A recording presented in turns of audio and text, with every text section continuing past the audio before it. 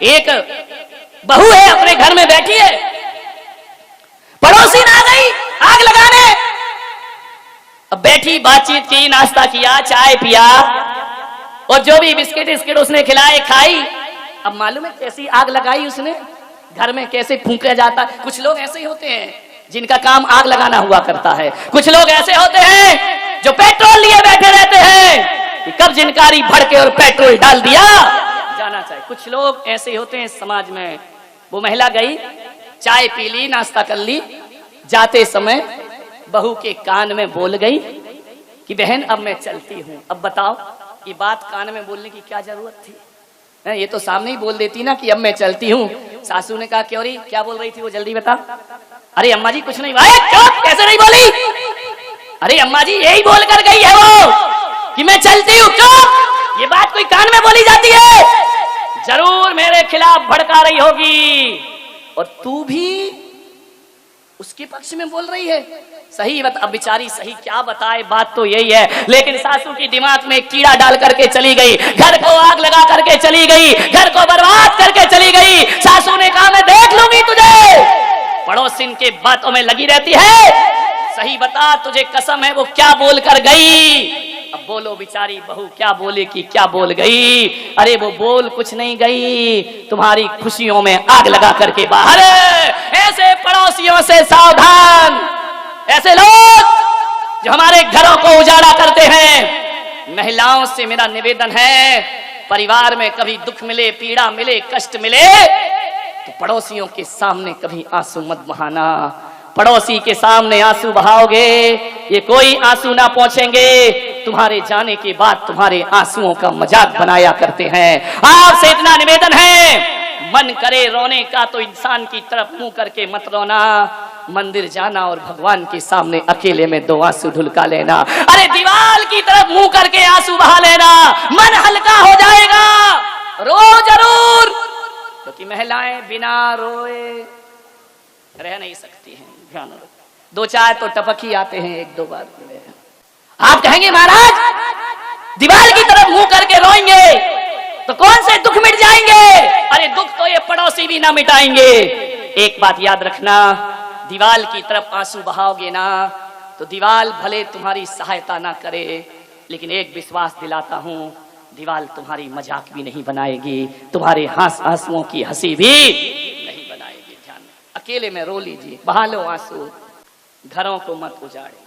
क्या हो जाता है तुम्हें? शादी होती है, भाई भाई के व्यवहार में फर्क पड़ जाता है, लेकिन कुछ आदर्श परिवार आज भी हैं इस दुनिया में जिन्हें हम अपना उदाहरण बना करके प्रस्तुत कर सकते हैं। विचार करिए, आप सोचिए, ऐसे आदर्श परिवार भी दुनिया में होते हैं जो भाई के लिए दूसरा भाई जान देने को तैयार हो जाए। मैं एक मान्यवर, इतनी बड़ी दौलत है किसी के पास, इतना बड़ा दिल, एक एक इंच जमीन के लिए अदालत में खड़े हो जाते हो, ये कैसी मानवीयता है तुम्हारी? विचार, मकान दे दिया उसने, विचार करिए आप, एक शब्द निकला कि मकान सुंदर है, भाई ने कहा आज से इस पर तेरा अधिकार। मुझे एक घटना याद आती है, मैं बचपन में था, मेरा एक अमीर दोस्त था, उसका जन्मदिन आया, उसके भाई ने उसे एक चमचमाती कार इनाम में दी। उसने मुझे बुलाया कि बोले यार मेरे भाई ने मुझे कार दी है, चलो आज अपन घूम के आते हैं। उस दिन बड़ी खुशी हुई। मैं कोई बहुत बड़े शहर का रहने वाला तो था नहीं, पहली बार पूरे गांव में कार आई थी। उसने बिठा करके मुझे घुमाया, ऐसा लगा कि अपन ही नरेंद्र मोदी हैं, बाकी तो सब कीड़े मकोड़े हैं। ध्यान रखिए, गांव से चल करके वह शहर आया। मेरे गांव के पास जबलपुर एक शहर है, एक रेस्टोरेंट में उसने कहा कि चलो कुछ खाते हैं। घबराना मत, मैं उस समय महाराज नहीं था, उस समय तो सब खाता पीता था। ध्यान रखिए, चलो कुछ खाते हैं। एक रेस्टोरेंट के सामने उसने गाड़ी खड़ी की। एक बच्चा गरीब, मैं देख रहा हूं कि वह आता है, जैसे बच्चों की आदत होती है, कार में धूल जम जाती है ना तो उस पर अपना नाम लिख देते हैं उंगली से। उस बच्चे ने अपना नाम लिखा और जैसे ही हम दोनों उस कार के पास गए, बच्चा घबरा गया। मैंने कहा भाग मत, ये बता तूने इस पे नाम लिखा।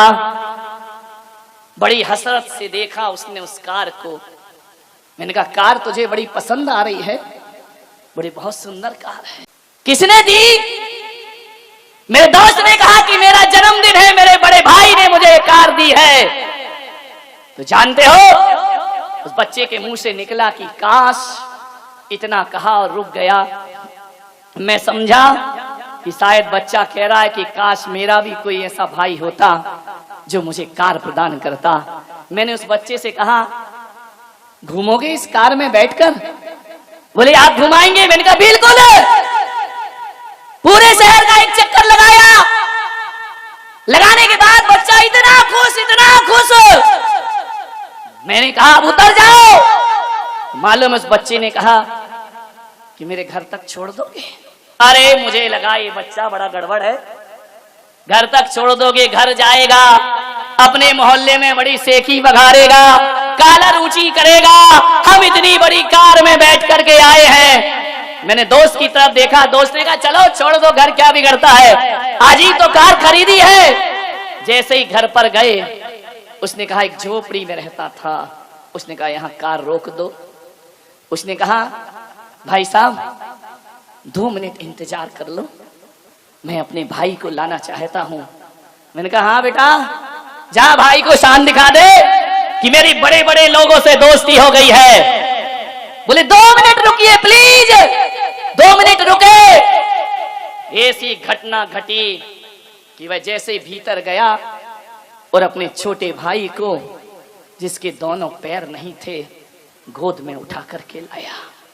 और गोद में उठाकर जैसे ही लाया, छोटे भाई ने देखा कि भैया तुम इस कार में बैठकर आए हो, ये किसकी कार है? बोले देख वो जो सामने 2 खड़े हुए हैं, एक के भाई ने ये कार दी है। मैं सुन रहा था कि ये क्या कह रहा है। मालूम है उस भाई ने अपने अपाहिज भाई से क्या कहा कि भैया देख, एक दिन मैं भी पैसा कमाऊंगा और तेरे लिए ऐसी कार ला करके तुझे प्रदान करूंगा। फिर अपन दोनों बड़े मजे से एक खूबसूरत दुनिया देखेंगे, अपन दोनों घूमेंगे इस शहर में। तू चिंता मत कर भाई, मैं कमाई करूंगा, जैसे भी होगा। हे भगवान इतना सामर्थ्य प्रदान कर कि इसके भाई की तरह मैं भी अपने छोटे भाई को एक कार प्रदान कर। विचार करिए आप।